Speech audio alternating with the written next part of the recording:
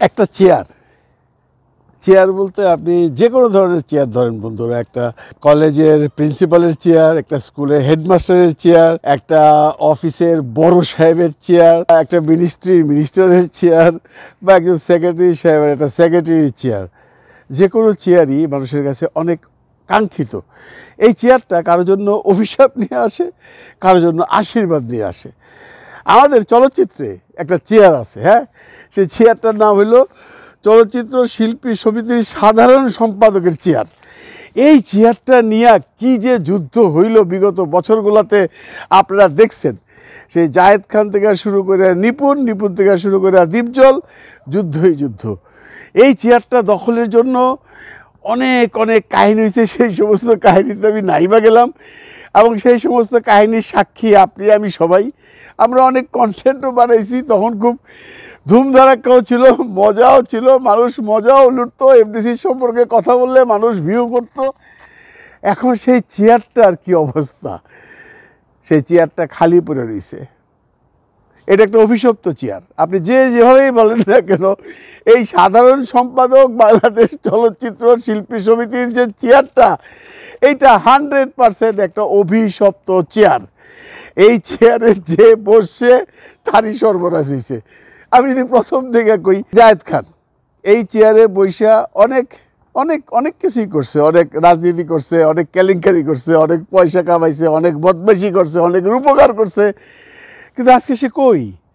জায়েদ খান পালাইয়া বেড়াইতেছে, তার নামে মামলা, সে দেশে আসতে পারবে না। এই আমেরিকা ইংল্যান্ডে ঘুরে ঘুরে টক শো, তারপরে আপনাকে স্টেজ শো করতেছে। এটা কয়দিন রে জায়েদ ভাই, কয়দিন করবেন আপনি? একটা স্টেটে যে যদি আপনি একটা অনুষ্ঠান করেন, পরবর্তীতে করলে তো আপনি অনুষ্ঠান কেউ দেখবো না রে ভাই। কইরালন আপনি আজকে অভিশপ্ত হইয়া এই চেয়ারে বৈশা অভিশপ্ত হইয়া দেশান্তরী হয়ে গেছেন। মায়া লাগে না দেশের লেগে? চেয়ারটার কথা মনে হয় না যে চেয়ারটা নিয়ে কি যুদ্ধ করছেন আপনি? শেষ পর্যন্ত চেয়ারে বসতেই পারলেন না, নিপুলে এমন এক ধাক্কা দিল, আপনি একেবারে সিনেমা লাইনে ছেড়ে দিলেন, এফডিসি আশাই বন্ধ করে দিলেন। মায়া লাগে আসলে।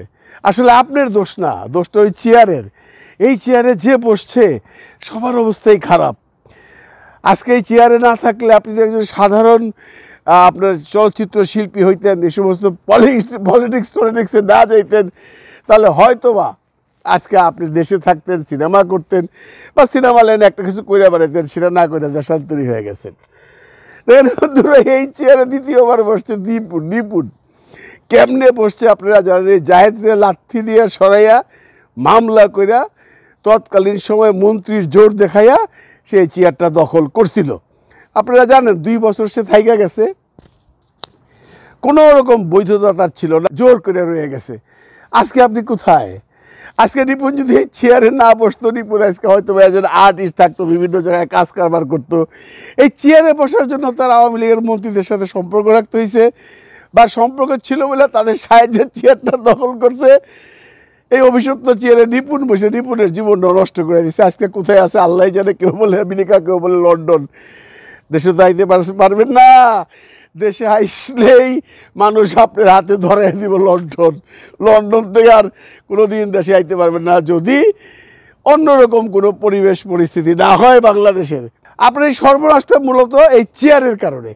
এই অভিশপ্ত চেয়ারে যে বসছে সেই একটা বিপদে বসছে। আসেন দীপজল, লাস্ট দীপজল সাহেব বসলেন, ভোট পেয়েই বসছেন, এবং এটা নিয়ে নিপুণ আবার নাটক সিনেমা শুরু করতে চাইছিল, পারে নাই। আইনের মাধ্যমে সে হাইরে গেছে, হাইরে যা দীপজলরে বসাইছে, দীপজলরে বসাইছে না এই চেয়ারে, দীপজলের সর্বনাশটা করছে। আজকে দীপজল হত্যা মামলা দিছে, এই মামলা দিছে, ওই মামলা দিছে। দীপজল এখন কোথায় আছে আমরা জানি না, বাংলাদেশে আছে না কোথাও লুকায় আছে না নিজের বাড়িতে আছে। দীপজল এই চেয়ারটা বসা নিয়েই যত বিপদে পড়ছে। দীপজল যদি আজকে শিল্পী সমিতির সাধারণ সম্পাদক না হইতো, চুপচাপ যদি ঘরে বসে থাকতো, বা যদি সিনেমা নিয়ে থাকতো, তার সেই বাড়িতে বসে শুটিং করতো আর সিনেমা রিলিজ করতো, তাহলে হয়তো বা আজকে দীপজলের এই দিন দেখতে হইতো না। দীপজলেরও এই চেয়ারটার মধ্যে বসে সর্বনাশ হয়ে গেছে। এই সর্বনাশের চেয়ারে, এই অভিশপ্ত চেয়ারে যে বসছে বন্ধুরা, সব তাবা হয়ে গেছে, আগুনে পুড়ে ছারখার হয়ে গেছে। এক একজনের অবস্থা দেখলে কষ্ট লাগে। যারা দেশের মানুষ, দেশে যাইতে পারে না, তার যে কত কষ্ট সেটা আপনারা যারা দেশে আছেন তারা বুঝতে পারবেন না। কি দরকার ছিল এই চেয়ারটা নিয়ে এত ঝামেলা, মামলা হামলা করার? কি মধু আছে? কিছুই তো নাই। আরে সিনেমাই নাই তো শিল্পী সমিতি দিয়ে কি হবে? হ্যাঁ, শিল্পী সমিতি একসময় ছিল জাঁকজমকপূর্ণ, যখন সেখানে ছিল রাজ্জাক ভাই, খলিল ভাই, আহমদ শরীফ, বিজু আহমদ, মাহমুদ কলি, ওদের মতো লিজেন্ডরা বসছিল এবং তারা তখন কাজ করছিল। তারা তখন সিনেমাকে ভালোবাসতো, সিনেমা করতো, প্রচুর সিনেমা হইতো। আজকে এই প্রবলেম, কালকে ওই প্রবলেম, কালকে ওই শিল্পীরে ডাকো, পরশুদিন ওই শিল্পীরে ডাকো, ডেকে তার বিচার করো, এই সমাধান করো। সেই ছবিও নাই, সেই দিনও নাই, আছে শুধু চেয়ারটা। এই দুর্ভাগা চেয়ারটা আমার মনে হয় আমরা যে আগুনে পুড়ে ফেলান দরকার। এখানে আরেকটা মজার কথা বলি, এই যে চেয়ারটা শিল্পী সমিতিতে জায়েদ খান বসতো, নিপুণ এসে সেই চেয়ারটারে সরাইয়া দিয়া উনি আবার নতুন চেয়ার লাগাইছে। নিপুণ হয়তো ভাবছিল যে চেয়ার বদলাইলে বোধ আমার ভাগ্য বদলাইব, কিন্তু না বন্ধুরা, চেয়ার বদলায়ও নিপুণের ভাগ্য বদলায় না, নিপুণের কপালটা আরও পুড়ছে। আজকে নিপুণ দেশান্তরী। আজকে নিপুণ যদি এই চেয়ারে না বসতো, সে চুপচাপ তার সাথে যে মন্ত্রীর সম্পর্ক ছিল সেটা চালায়া যেত, সিনেমার লোক কোনো কিছু আলোচনা করতো না। এই চেয়ারে বসা জায়েদের সাথে শত্রুতা, এই চেয়ারে বসা দীপজলের সাথে শত্রুতা, আর তাদের পক্ষের লোকজন তারে খুঁচা করে বাই করছে। নিপুণ কার সাথে প্রেম করে, নিপুণ কার কেপ্টে আছে, নিপুণের সাথে কার কি চলতেছে, নিপুণের পার্লার কে করে দিল, ইত্যাদি ইত্যাদি ইত্যাদি সব কিছু অভিশপ্ত চেয়ারটাতে বৈশা। এখন চেয়ারটা দেখলে মায়া লাগে, সত্যি বলতেছি মায়া লাগে। মনে হয় এই চেয়ারে যেন আর কেউ বসতে চাইবে না ভবিষ্যতে। সিনেমার যদি পুরোপুরি উন্নতিও হয়ে যায়, সিনেমা যদি আবার সেই চলমান প্রক্রিয়াতে সিনেমা চলতে থাকে, সিনেমার মানুষ যদি একটার পর একটা সিনেমা করতেও থাকে, তাহলে এই চেয়ারে আমার মনে হয় না কেউ বসবে রে ভাই। কারণ যে আসবে সেই একবার ভাববে এই চেয়ারে বসিয়া পরপর তিনটা বড় বড় মানুষের জীবন উলটপালট হয়ে গেছে, জায়েদ খান, নিপুণ অ্যান্ড দীপজল। এরপরে কি আপনাদের কারো শখ আছে চেয়ারে বসার? এই যে আগামী এই 1 বছরের মধ্যে আসতেছে নির্বাচন, এই তো আগামী ডিসেম্বরে 25-এর কী হবে? আবার যুদ্ধ হবে, আবার সেই চেয়ার নিয়ে কারাকারি হবে? মনে হয় না ভাই, এই অভিশপ্ত চেয়ার নিয়ে আর মনে হয় কেউ আছে বাংলাদেশে, কোনো শিল্পী, কোনো কলাকুশলী যে ওইখানে যাইয়া ওই চেয়ার দখল করার জন্য মারামারি, হানাহানি, মামলা হামলা করবে?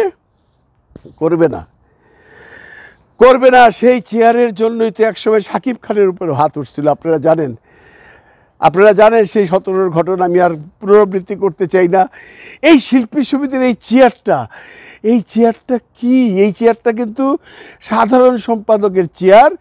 এই সাধারণ সম্পাদকের চেয়ার নিয়েই 17-তে শাকিব খানের সাথে সমস্যা হয়েছিল। কিন্তু মার্ক করে দেখেন, পাশের যে চেয়ারটা আছে প্রেসিডেন্টের চেয়ার, সেটা নিয়ে কিন্তু কোনো ঝামেলা নাই, মামলা নাই, হামলা নাই, যুদ্ধ নাই, কোনো রকম কিচ্ছু নাই। যে সমস্ত মানুষ প্রেসিডেন্ট হয়েছে তাদের সম্বন্ধে মানুষের এত ইন্টারেস্টও নাই।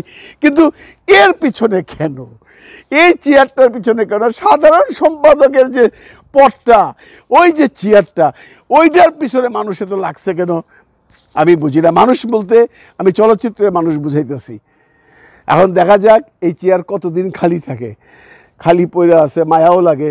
ওইখানে যে অ্যাসিস্ট্যান্ট যে কি মানে সাধারণ সম্পাদক যে ছিল, কে ছিল আমি জানি না, সেও তো বসে না।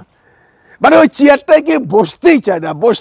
চেয়ারটা দেখলে যেন যে কোনো শিল্পী আজকে ওঠে, মনে হয় এটা একটা অভিশপ্ত চেয়ার। ভালো থাকবেন সবাই, ভালো রাখবেন সবাইকে। খোদা হাফেজ।